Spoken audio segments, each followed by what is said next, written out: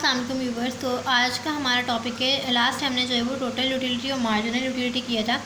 तो आज हम इसका रिलेशनशिप देख रहे हैं कि टोटल यूटिलिटी और मार्जिनल यूटिलिटी का क्या रिलेशनशिप होता है। जब टोटल यूटिलिटी बढ़ती है तो मार्जिनल यूटिलिटी हमारे पास पॉजिटिव होती है। जैसे हमने कल ग्राफ किया था तो हमने उसमें देखा था कि जब हमारी टोटल यूटिलिटी जो है वो बढ़ रही थी, यानी कि 20 थी, फिर दूसरे यूनिट पे 35 हो गई, तो हमारी मार्जिनल यूटिलिटी जो उस वक्त तक पॉजिटिव थी।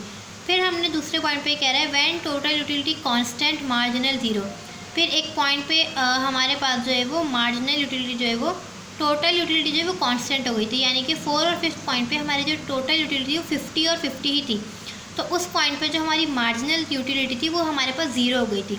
और जब टोटल यूटिलिटी कम होना शुरू हुई तो हमारी मार्जिनल यूटिलिटी जो है वो नेगेटिव हो गई। तो ये हमारा इसका रिलेशनशिप होता है कि जब टी यू बढ़ता है तो एम यू पॉजिटिव होता है, T U constant, M U zero, T C decrease, M U negative.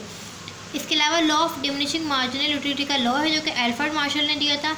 Other factor remain constant when you consuming additional unit of product, so additional satisfaction decline. ये हमारे पास ये बात कहते हैं कि अदर फैक्टर जो होते हैं वो कांस्टेंट रहते हैं, और जब हम किसी भी चीज़ का जो है वो एडिशनल यूनिट कंज्यूम करते हैं, ठीक है, तो हमारी जो एडिशनल सेटिस्फेक्शन होती है वो जो है वो डिक्लाइन हो जाती है। जैसे हमने देखा था कि टोटल यूटिलिटी बढ़ रही है और मार्जिनल यूटिलिटी जो है वो कम हो रही है।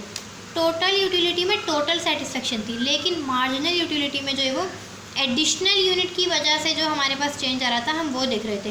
तो जैसे जैसे हम यूनिट कंज्यूम करते जा रहे थे एक एडिशनल यूनिट, तो हमारी मार्जिनल यूटिलिटी वो कम होती जा रही थी। और फिर हमने ये भी देखा था कि वो एक टाइम पे ज़ीरो हो गई और फिर कॉन्स्टेंट नेगेटिव में चली गई।